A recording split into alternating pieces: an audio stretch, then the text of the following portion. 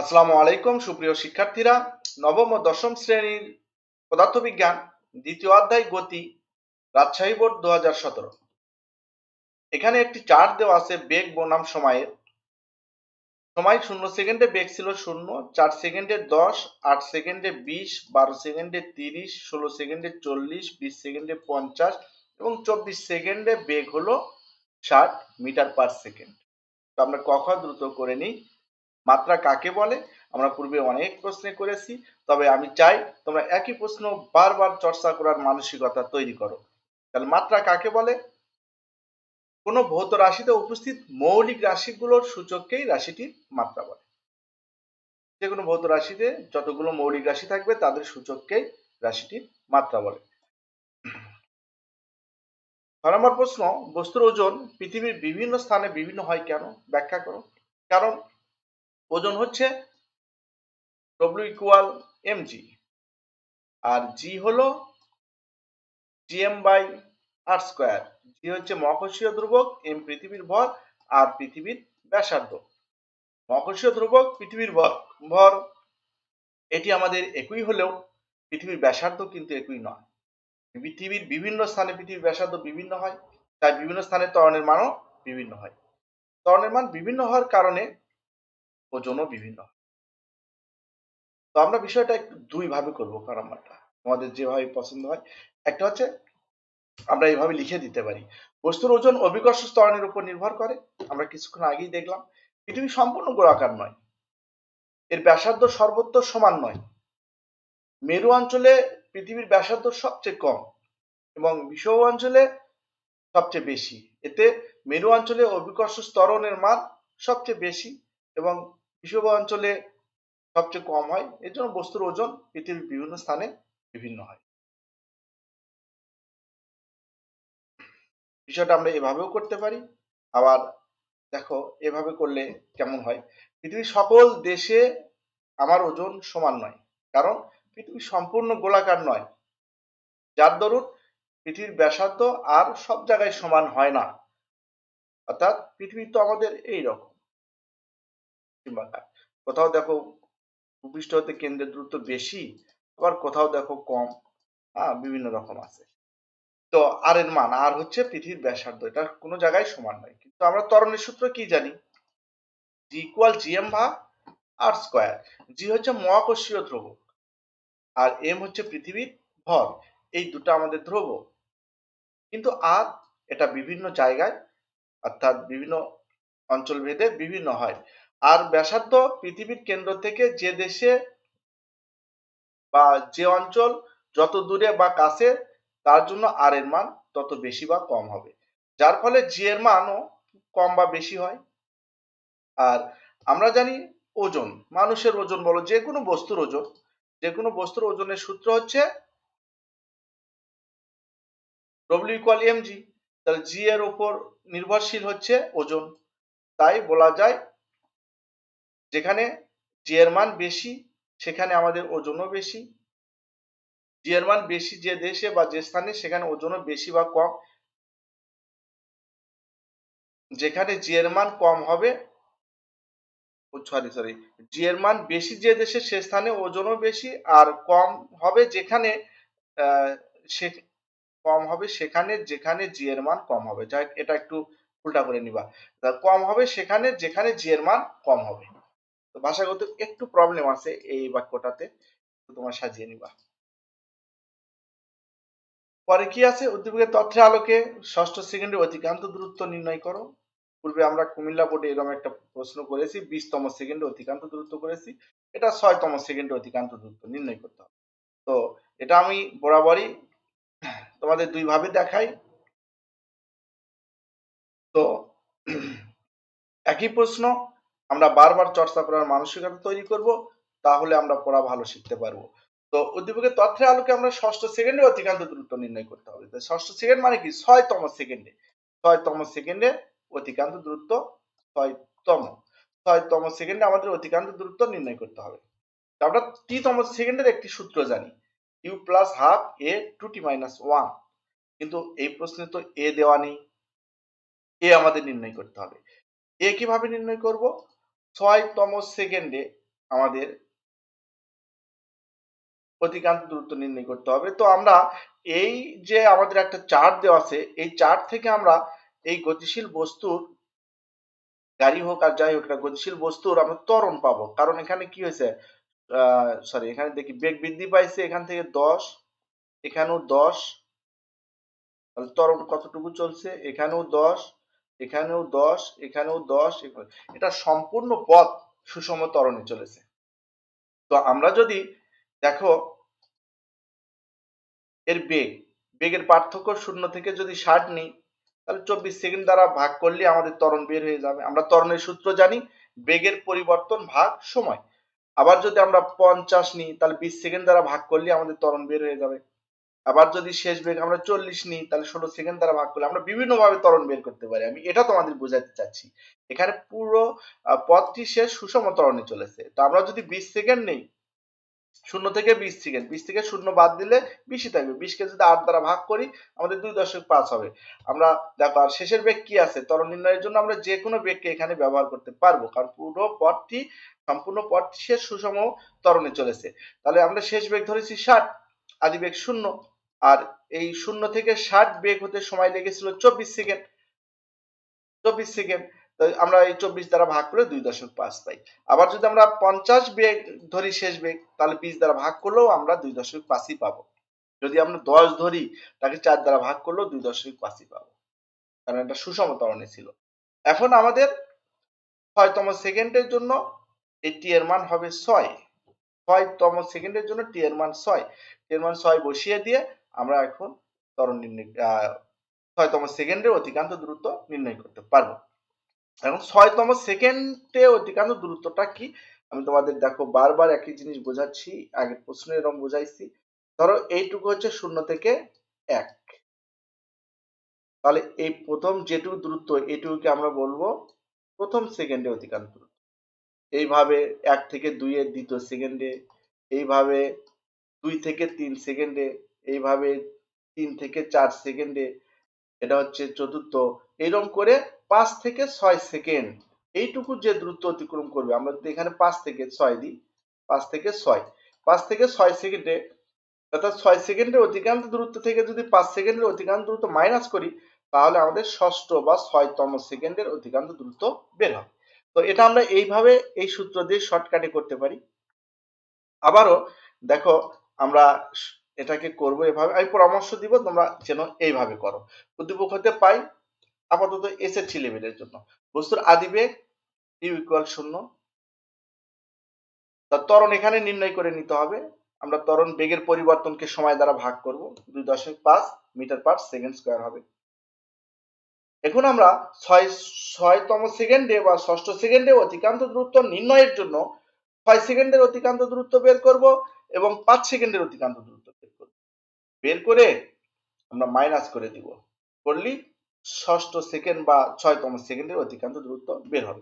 আমরা জানি ত্বরণ, সময় এবং আদিবেগ এর মধ্যে সম্পর্ক হলো, দূরত্বের সূত্র হলো s equal u t plus half a t square. তো এখানে আমরা t1 ধরেছি 5 সেকেন্ডে, এর অতিক্রান্ত দূরত্ব s1 ধরেছি, তাই s1 equal to ut1 plus half a t1 square. এখানে আমরা t এর মান 5 এবং ত্বরণ 2.5 বসিয়ে পাই 31.25। এখানে আমাদের 0 আর 5 গুণ হয়ে 0 হবে, 5 এর উপর 25, 25 কে 2.5 দ্বারা গুণ করে 2 দ্বারা ভাগ করলে 31.25। এটি বের হলো আমাদের কত সেকেন্ডের অতিক্রান্ত দূরত্ব, এটি আমাদের বের হলো 5 সেকেন্ডের অতিক্রান্ত দূরত্ব। এটি আমাদের বের হলো 5 সেকেন্ডের অতিক্রান্ত দূরত্ব। ধরো 5 সেকেন্ডে সে এইটুকু গেছে, 31 কত বের করলাম আমরা 25, এইটুকু আমাদের 31.25 মিটার। এরপরে আমরা 6 সেকেন্ডের অতিক্রান্ত দূরত্ব বের করব। 6 সেকেন্ডে সে এখানে পৌঁছেছে।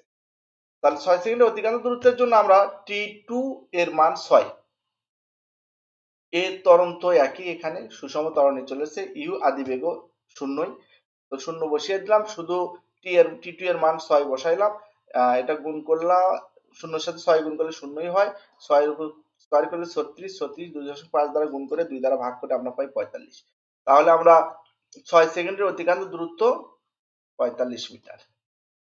এখন যদি আমাদের এই 45 মিটার থেকে যদি, তাহলে এইটুকু হচ্ছে 5 সেকেন্ডের অতিক্রান্ত দূরত্ব, আর এইটুকু হচ্ছে 6 সেকেন্ডের অতিক্রান্ত দূরত্ব। এটা থেকে যদি আমরা মাইনাস করি তাহলে 6তম সেকেন্ডের অতিক্রান্ত দূরত্ব, এইটুকু কতটুকু দূরত্ব এটা বের হবে।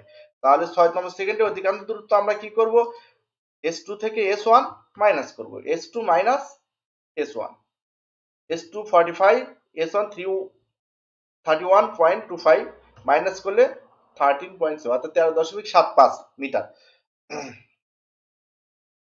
তো আমরা পেয়ে গেলাম 13.75। আমরা কিন্তু এটা শর্টকাট একই ফলাফল পেয়েছিলাম, দেখো 13.75।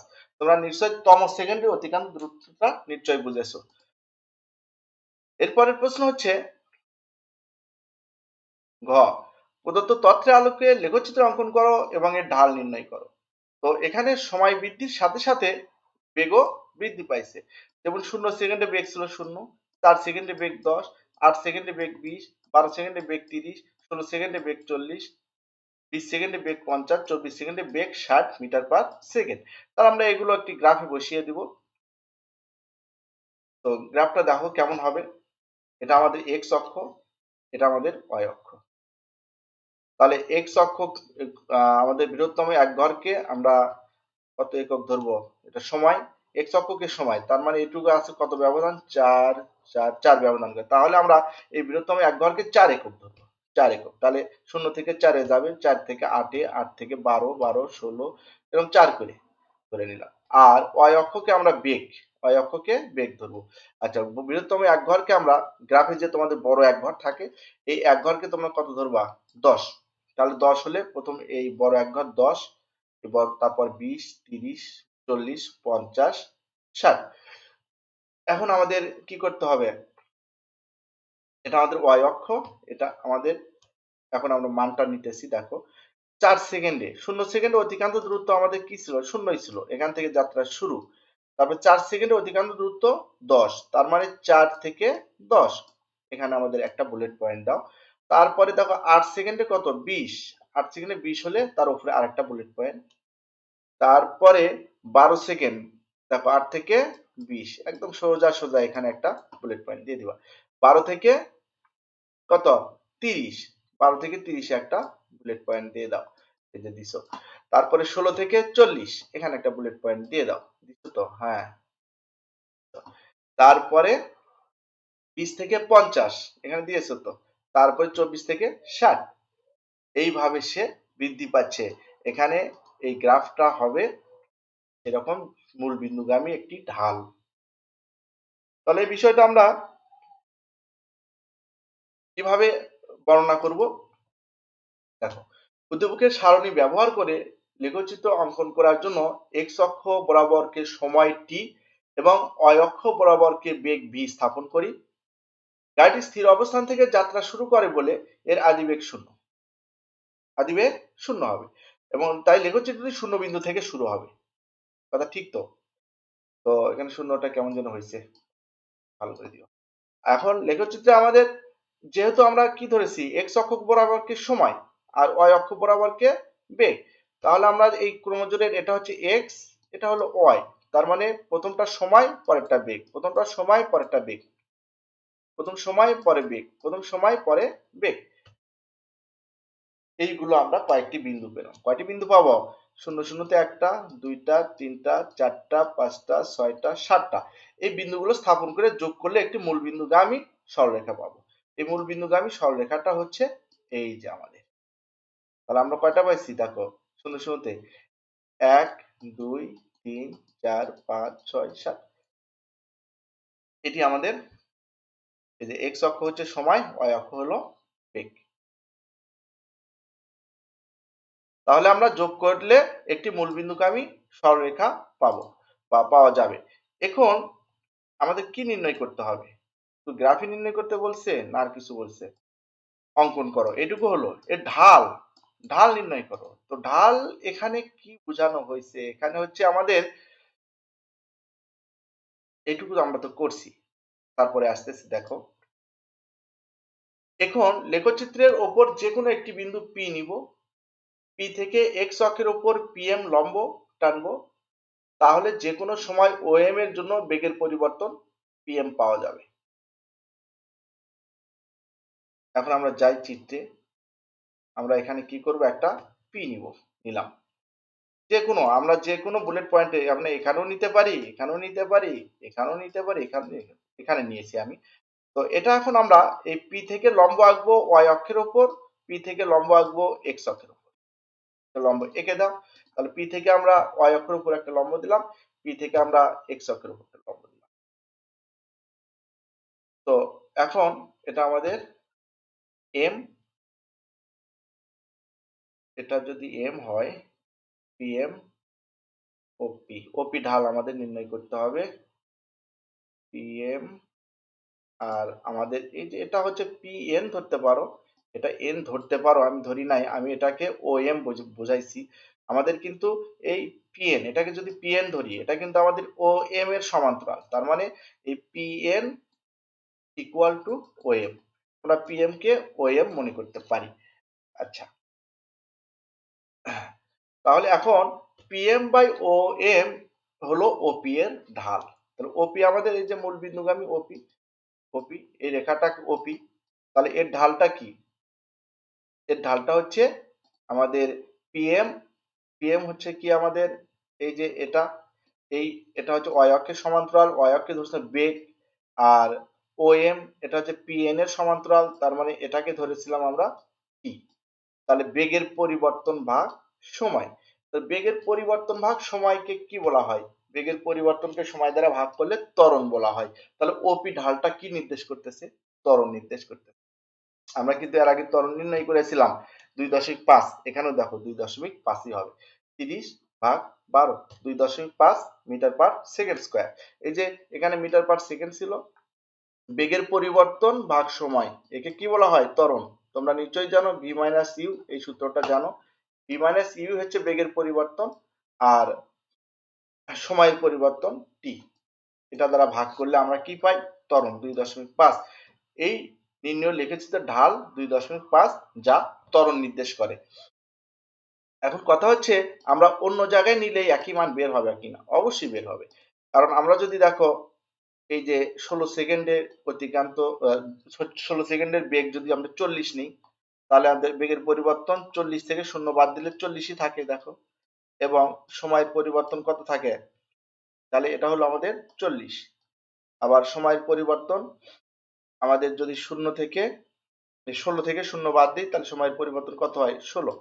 তাহলে 40কে যদি আমরা 16 দ্বারা ভাগ করি, 40কে যদি আমরা 16 দ্বারা ভাগ করি, তাহলে কি হবে, তাও আমাদের 2.5ই হবে।